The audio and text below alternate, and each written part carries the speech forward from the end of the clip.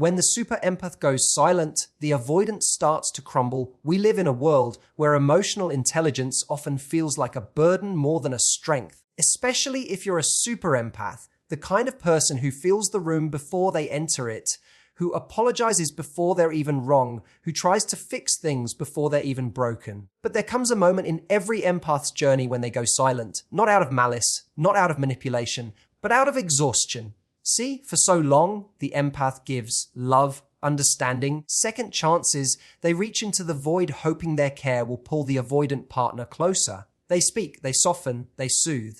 But the avoidant, the one who fears intimacy, the one who runs at the scent of vulnerability, they withdraw, they create distance. They think silence is safety. But what happens when the empath finally says nothing? At first, the avoidant feels relief. No more emotional waves, no more talks, no more deep questions that threaten to crack their armor. But slowly, the quiet becomes deafening. Why? Because deep down, even the avoidant longs to be seen, held. They just fear the cost of closeness. But now the empath, once the source of constant emotional nourishment is quiet, they're not chasing anymore. They're observing, choosing, reclaiming their peace. And suddenly, the avoidant is left without the very thing they took for granted, the one person who saw them love them despite their armor. The irony, the empath's silence says everything, and the avoidant begins to crumble, not because they lost control, but because they lost the one person who never wanted to control them at all, just to connect. So here's the truth. When the super empath stops speaking, it's not the end of love, it's the beginning of self-respect. And if the avoidant wants to be part of that next chapter, they must learn to lean in, not run away. Empaths are known for their deep emotional awareness, their ability to tune into others' feelings, and their instinctive drive to care, comfort, and understand. They don't just listen, they absorb. When someone is hurting, an empath feels it like it's happening to them. They naturally become the safe space in a relationship, offering patience, compassion, and forgiveness again and again. This often places them in relationships where they are giving far more than they are receiving, especially with emotionally avoidant partners. The empath sees past the walls, past the coldness, and into the pain the avoidant is trying to hide. They don't judge it. In fact, they often see the avoidant's fear of intimacy as something to be healed, not resented. So they try over and over. They reach out, make excuses, show up with softness in the face of emotional distance. But being emotionally generous is not an unlimited resource. It comes with a cost. Empaths feel responsible not only for their own emotional regulation, but also for their partners. They carry both loads, hoping that if they love enough, wait long enough, or show up consistently enough, the avoidant will eventually meet them halfway. That moment rarely comes. Instead, the avoidant continues to retreat when things get close. They respond with detachment, cold logic, or even silence when the empath needs connection the most. This creates an exhausting emotional imbalance where the empath becomes the emotional caregiver, often to someone who doesn't even acknowledge the effort. Over time, this repeated pattern begins to chip away at the empath's emotional reserves. They feel drained, confused, and sometimes even ashamed because they don't understand why their love doesn't feel like enough. They begin to internalize the disconnect, wondering what more they could possibly do. They analyze their words, their tone, their timing. They walk on eggshells to avoid triggering the avoidant's discomfort. But nothing seems to change. The avoidant continues to withdraw, and the empath continues to give, until something inside them quietly breaks. That breaking point doesn't usually come with yelling or ultimatums. It arrives with silence.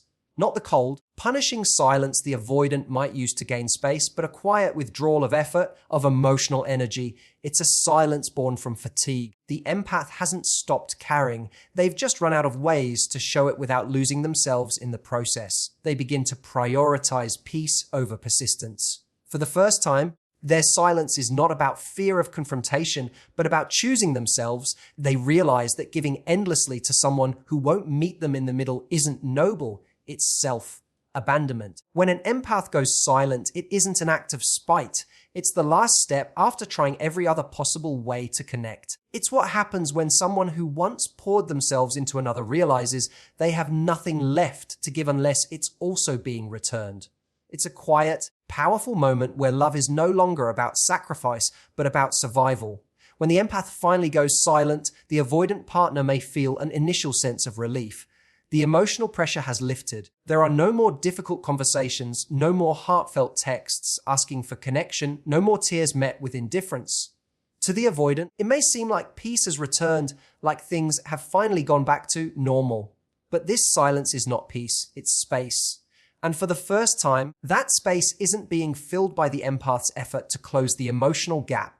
Avoidant individuals often crave independence and control, especially when it comes to their emotions. They've learned to equate closeness with vulnerability and vulnerability with danger. So when someone like a super empath enters their life, someone who leans in emotionally, who wants to talk, connect, and understand, it can feel overwhelming. Their instinct is to retreat, to create distance, to protect their emotional autonomy at all costs. The empath, fueled by their deep capacity for love, usually accommodates this retreat. They try to be patient, to understand the avoidance fears, and to be a safe emotional space. But eventually, they tire of always being the one to repair the connection. When the empath stops speaking, something subtle but profound shifts.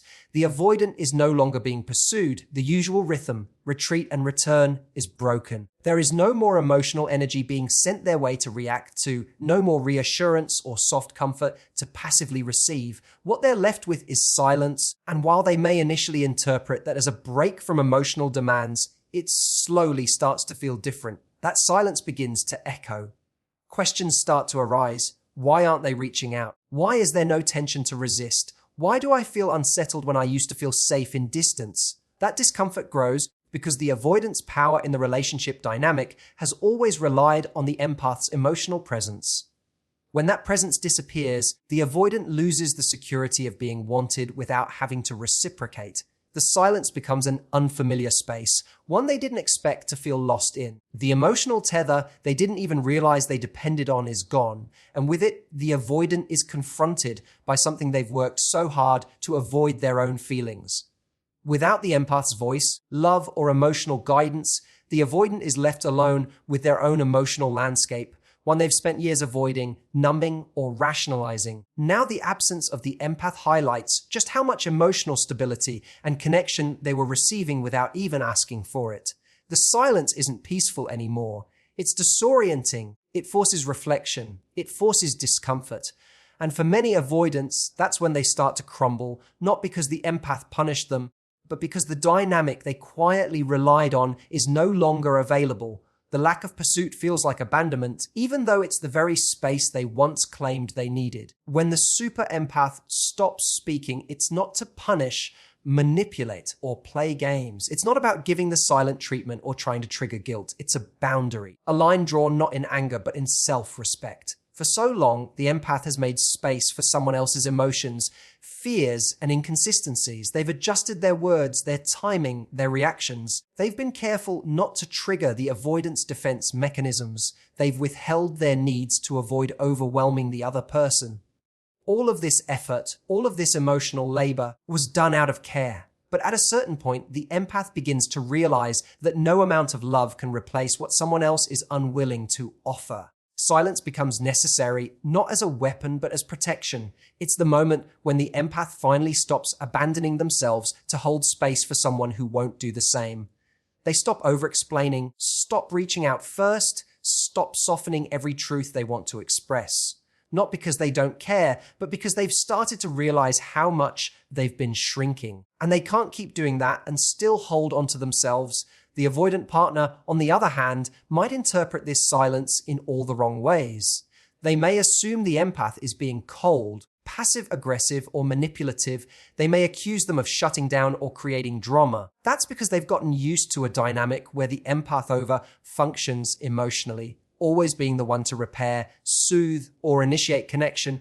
When that pattern stops, it feels like something is wrong, when in reality, it's the first thing that's truly right for the empath. The boundary isn't a wall, it's a filter. It doesn't say, I don't love you. It says, I love me too. The empath is still capable of love, still open to connection, but not at the cost of their own emotional well-being. They're no longer willing to have conversations where they have to beg to be understood or heard. They're not available for a dynamic where they constantly explain their worth through their actions, hoping the other person will finally reciprocate. The silence is the boundary that says, I will no longer teach you how to love me. You'll either figure it out or lose access. This boundary forces clarity. The avoidant can no longer lean on the empath's emotional labor to avoid confronting their own behavior. Without constant reassurance, they're left to question why the dynamic shifted. And that's the power of the empath's silence.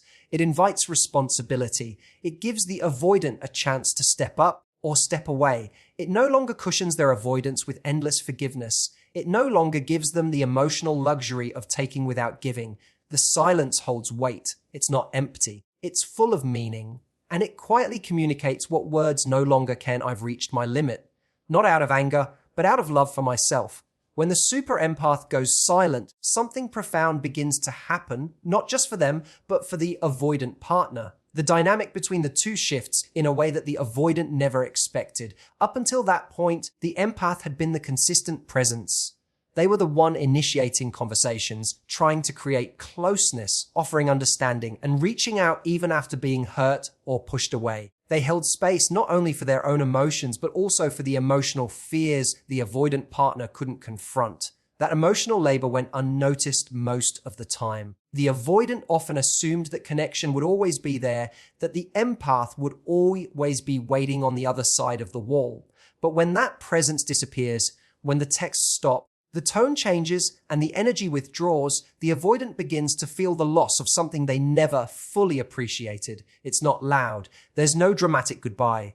There's just quiet. And in that quiet, the avoidant starts to feel something they've worked hard to avoid: emotional vulnerability. At first, they may frame it as confusion or irritation. They may assume the empath is just going through a phase.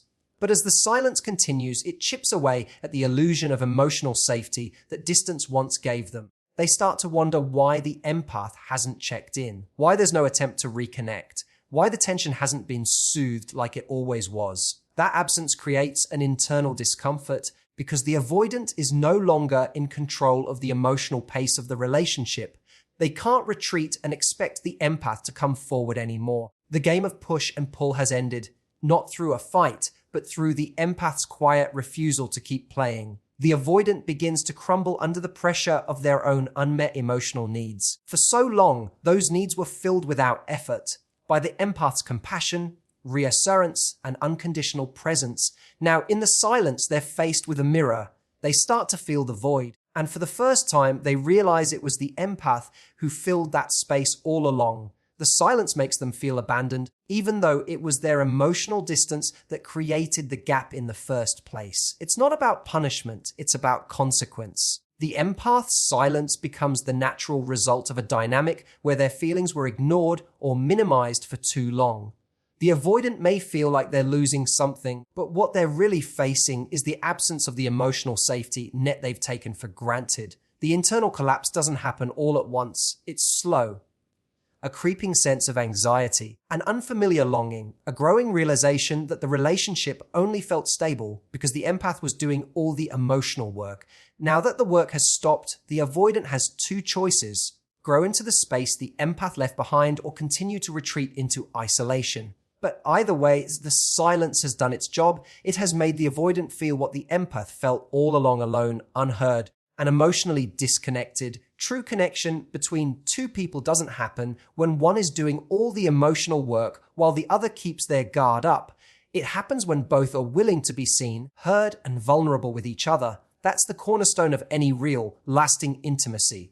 But in the dynamic between the super empath and the avoidant partner, vulnerability has always been one-sided. The empath opens up freely even when it's uncomfortable. They're willing to express emotions, ask difficult questions, and show love without holding back. The avoidant, on the other hand, often keeps their emotions locked away behind protective walls, afraid that exposure will lead to pain or loss of control. For a while, this imbalance may appear to work on the surface.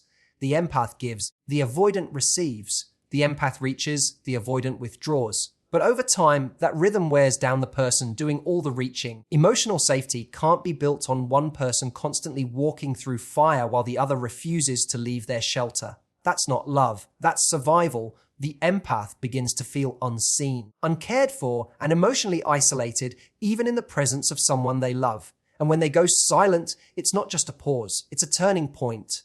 At that moment, the avoidant is faced with a choice they've managed to delay for far too long to engage or to escape. If they truly care, if they want to preserve the connection that once felt so certain, they can no longer hide behind distance and defensiveness. They must step into the emotional space the empath has always occupied alone. That means being honest about their own fears, their own needs, and their own emotional limitations. It means showing vulnerability, not as a weakness, but as a bridge. Because connection requires two hands reaching out, not one hand always pulling the other closer. Without that mutual effort, the relationship begins to decay, no matter how much love may exist beneath the surface. Empaths may be forgiving, patient, and deeply loving, but they are not invincible. They eventually recognize that love without reciprocity is a slow form of self-betrayal. The silence in that sense becomes a boundary that says, I am no longer willing to carry this alone. This is the wake-up call for the avoidant, not because they're being threatened, but because the emotional scaffolding they relied on has disappeared. If they want to be part of the empath's life moving forward, they have to meet them emotionally. Not with perfection, but with presence. Not with grand gestures, but with honesty. The empath doesn't expect flawless communication or instant transformation.